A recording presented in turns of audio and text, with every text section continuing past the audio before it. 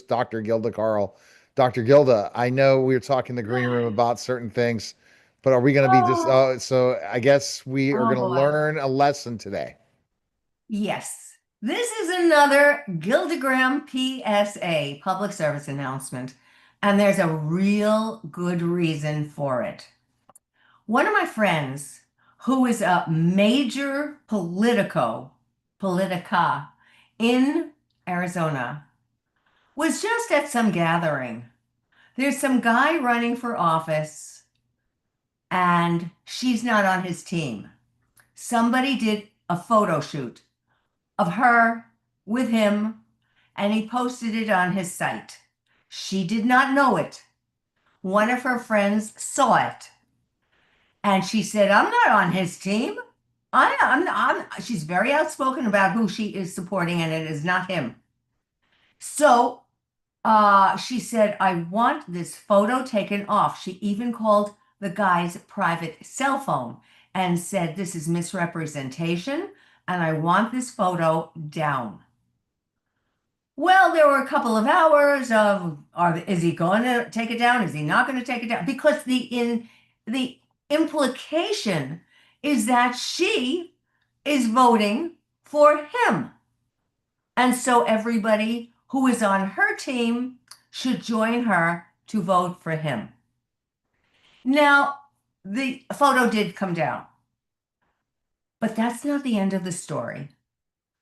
Because this is a PSA, I am going to tell you that, and also because we are in the age of Epstein fallout, I am going to tell you and remind you that once something is on the internet, once an email goes out, once it's in the public domain, it can remain there forever.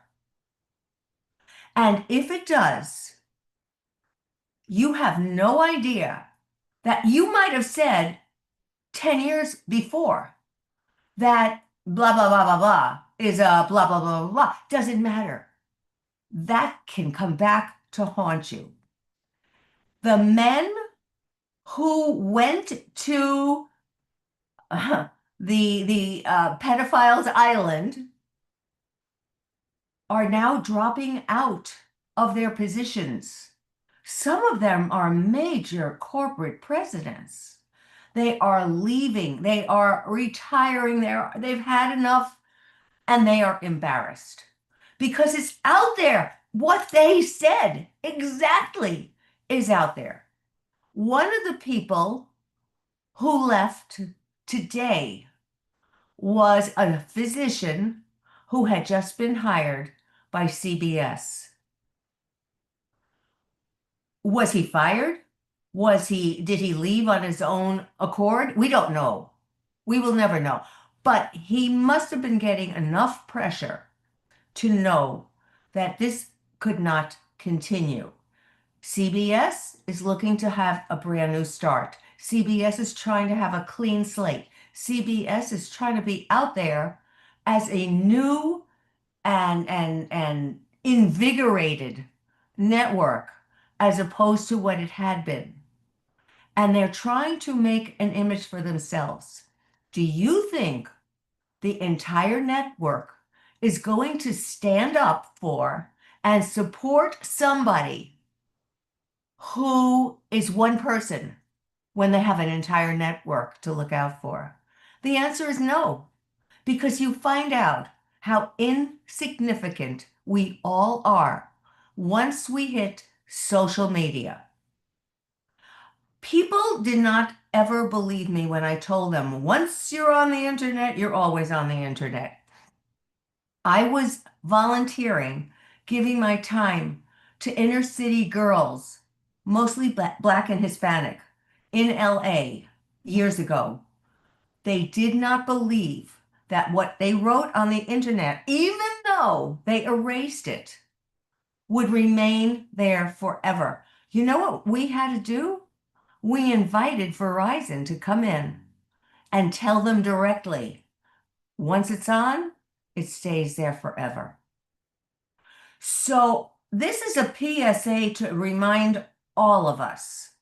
Listen, when you get heated and you're typing away and you say some things that maybe you shouldn't have said, taken out of context, in 10 years, somebody would say something about it and find it not acceptable, and you're up for a job. What do you think they're going to do? Care about you or care about their company? We are just cogs in a wheel. And so I am recommending in this PSA to be careful, to watch what you say, watch what you do. Oh, stand up for your convictions without a doubt. But don't get hot-headed, don't lose your temper, and don't say things that maybe a couple years down the line you will be embarrassed about because there is nobody who's going to save you at that point.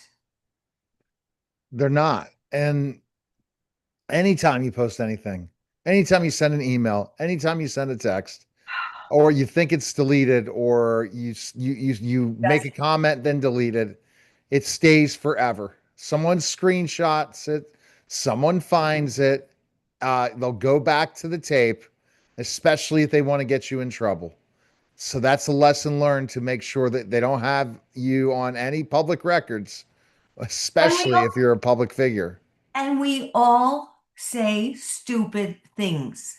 I mean, every single person, this is what makes us human. We all say stupid things. We all say stuff that may be interpreted as offensive to some. But these days, we don't have that luxury anymore. If you're so committed to something, write it down on a piece of paper and then throw it away or burn it. But privately, do not share it. Because today, you never, never know. And these guys who are dropping out of positions that are worth millions and millions of dollars, and perhaps in some cases, billions. And they are now chagrined that they have been seen with their pants down. Do you think it's fair that the people that were part of the Diddy did not get as much trouble as this island people, meaning people that were involved with Epstein? Because really, the Hollywood people and everyone that were involved with Diddy, they just brushed it off at the end. This one doesn't seem like there's any brushing off. I heard people like Deepak Chopra are finished. Yeah. All these Well, people are don't finished. I don't know if Deepak is finished, but his name is involved with lots like 1,700 notes to Epstein, and I don't think they're medical notes. I don't think he's offering Epstein medical advice. I think that every single person has a dark side. And if somebody finds out what your dark side is, well, you're going to have a good defense. And I don't know how they can defend some of the things that they have been writing. I read some of the things that were published. I couldn't believe some of the things that not that they were so unusual. Because even President Trump said some really raunchy things.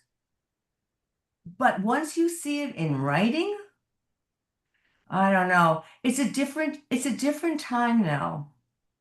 When he said what he said, and I'm not making excuses. Yeah, it was awful. It was disgusting. He said it was locker room talk. I think that all of us are guilty for cursing and telling stories about other people and what these days, after all of this, I tell you, I keep my head down. I don't talk about anybody. You I'm just got to say it and exactly. I talk for a living Yeah, about things in the news. the tape will be out. That's for sure. All right, go to drgilda.com. And I'm in trouble if anyone goes back to all my education talk shows, because I did say some things about teachers down the line, and I said things about parents down the line, but I never did anything outrageous. And now I learn I don't say anything political. I go to both sides. I give my opinion on listening to side, ask specific questions on both sides. If I don't agree with the policy, I'm going to say it, but I'm not going to take a stand either way. And that's the lesson learned that we have to do, because ultimately it'll come Well, back to backfire. yeah, but I don't think that's entirely an answer either. Because if you have a political view and you see the opposite view out there and you have to talk about it because this is what your political view is, there's nothing immoral about that, and there's nothing illegal about that. I'm afraid if But someday. but but but I think fear is what gets people a lot, and therefore they don't express what's really on their minds. And since I am representing men who are silent, and I have seen the suicides as a result of holding things in, that's not healthy either. So we have to find a modicum where we can feel that we can express ourselves, but not in an obnoxious, horrible way that offends.